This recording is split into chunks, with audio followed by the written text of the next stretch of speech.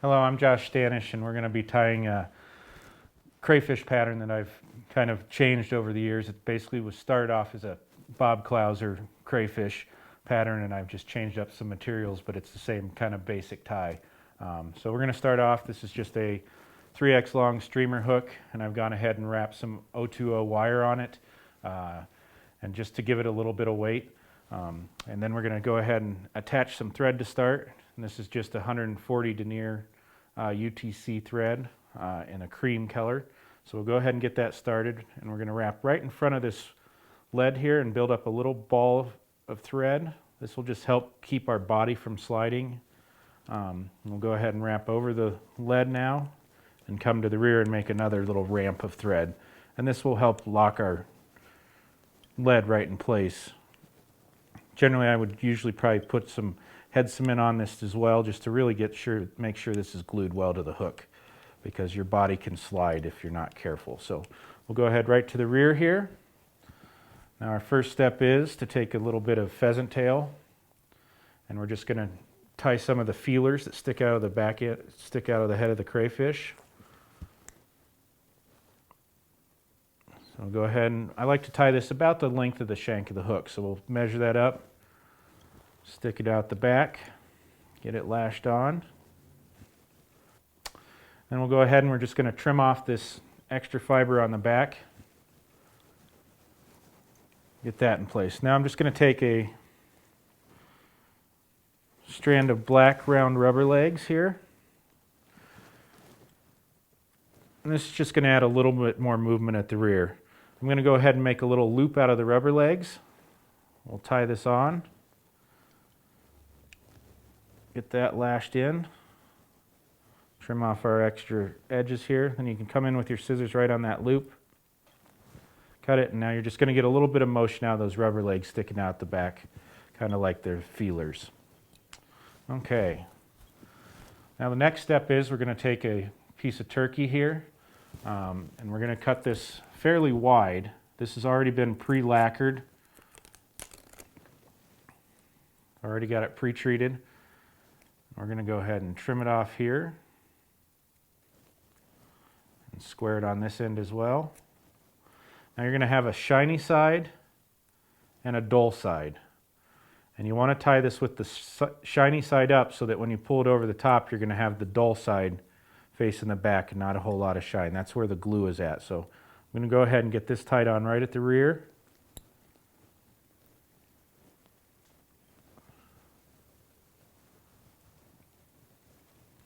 And that's going to be pulled over for the wing case. Now our next step is we have to build a little bit of a head. You can use different yarns, but I've started to use, this is basically some ice dub chenille. This stuff adds a lot of sparkle. It's got some nice colors, and it's a little easier to use than dubbing. So I'm going to go ahead and take a short chunk of it. And we just need to build up kind of a fat end. And you got to remember with a crayfish pattern that this fly is actually tied with the majority of it facing forward. So anatomically, it's going to be kind of opposite of what a lot of your other flies are, because when a crayfish swims, it swims backward with its claws sticking straight out the back. So you're tying this kind of superimposed unlike you would a normal pattern. So I'm just going to build up a nice ball of this chenille in the back here, and this is going to help to spread my claws out. Go ahead and tie that off. Now the traditional Clouser pattern calls for, usually they use some mallard hen or some hen pheasant feathers that they'll stick out. And what I've been doing, just because it gives it a little bit more movement, is I've been saving the ends of my saddle hackle that I cut off. And it's got this nice kind of marabou-like material, but it's still got a nice shaft in the center of it that's going to help hold the claw together.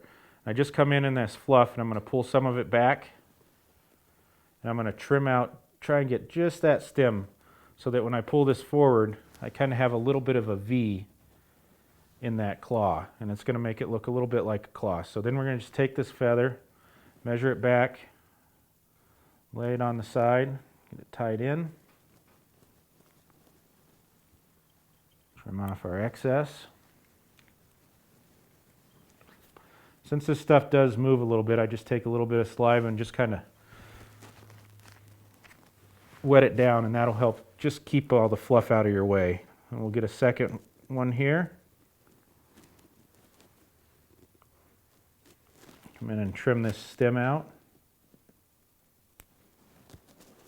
so that we have our nice little V on the feather. And we'll go ahead and tie this on the other side. Measure it up, kind of get the same distance on it. Get it right on the side.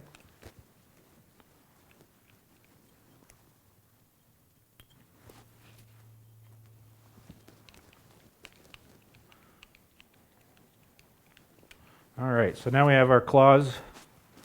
We're going to take another piece of the ice dub chenille, tie it in place here so we can build up a little more back in this main head area of the fly.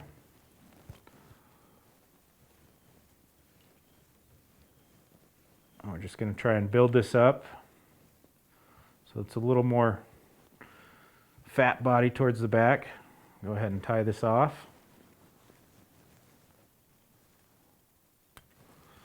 Now we'll take this turkey and pull it right over the top to give it the wing case. Pull that over, get it lashed on. I'm going to trim this turkey off and turn around and put it right back in place for a second pull over the top. You could just fold it over, but you're going to get a change in the width of the fly by doing that. So I like to go ahead and re-pull it off. So we reattach that. Now we're going to take a little bit of just brass wire. You can use any color you want. I chose to use a little bit of wine color here.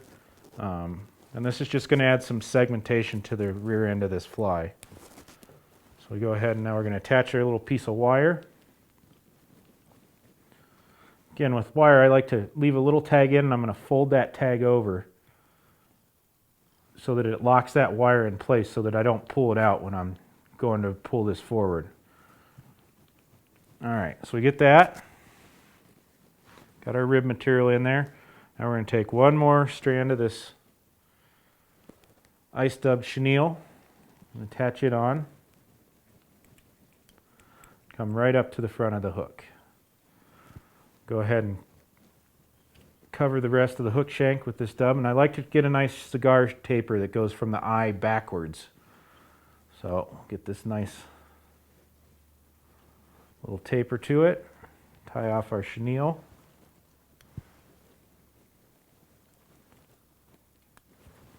Trim that out. Now I'm going to use just a little ginger saddle hackle here.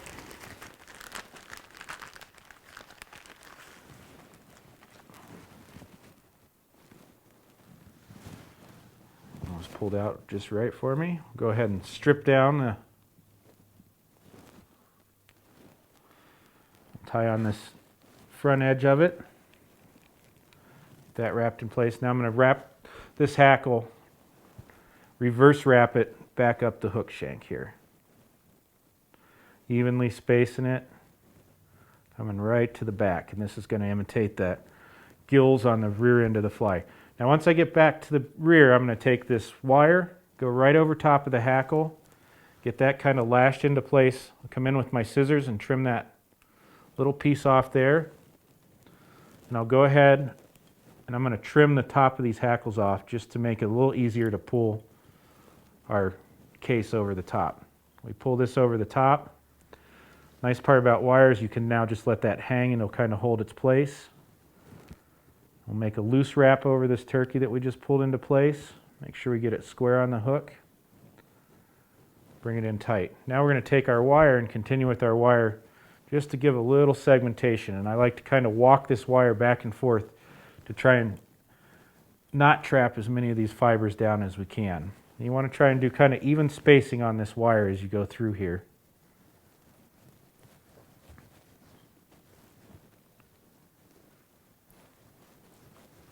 Keep wiggling it, let those fibers get through there.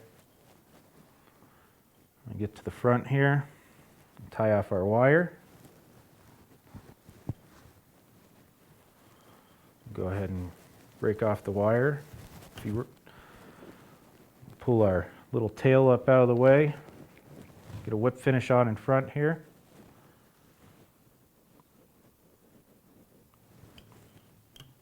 Oop.